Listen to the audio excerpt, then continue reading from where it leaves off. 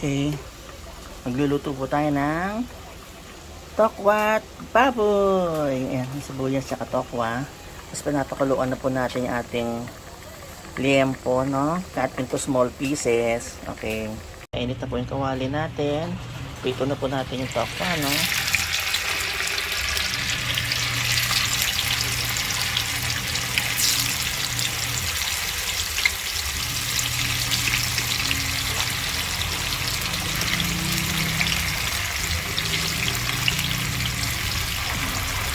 Fry muna po natin siya, no, on both sides.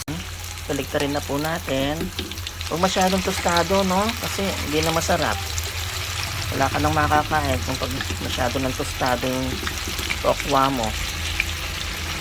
Yung ganyan, pwede na yan.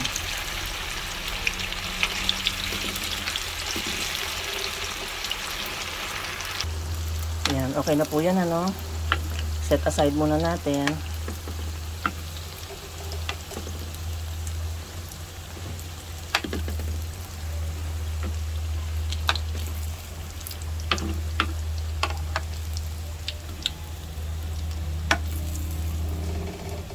Then, fry din po natin saglit ang ating baboy na liempo na pinakuluan.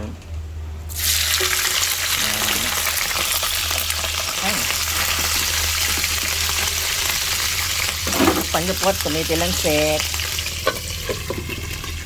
Yan, sa isang bowl, maglagay po tayo ng toyo at saka suka. Tapos maglagay po tayo ng asukal. 1.5 kutsara. Then mix well, ano. Ito po ang magiging sauce natin para sa ating tokwat baboy. Yan, pwede na po yan, ano. Hanguin muna natin.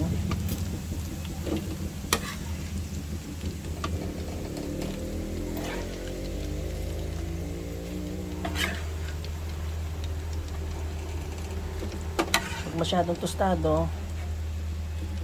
Tapos yung toka po, slice natin ganito, no, cubes. Tapos lagay po natin dito. Tapos haluin lang po natin.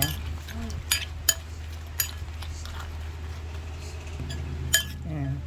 Biyan muna po natin ma-soak ng konti yung tokwa sa mixture natin. Tapos add na rin po natin yung liempong baboy, yan, na pinarito natin. Sandali. Tokwat baboy. Then, lalagyan ko po ng chicharon, ano, na dinurog ko para may crunch yung ating tokwat baboy.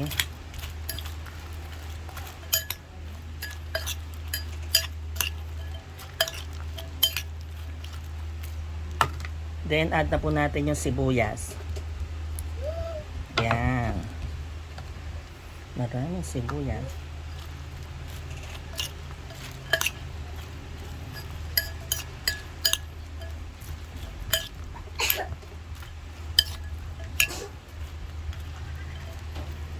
Tikman na po natin, ano?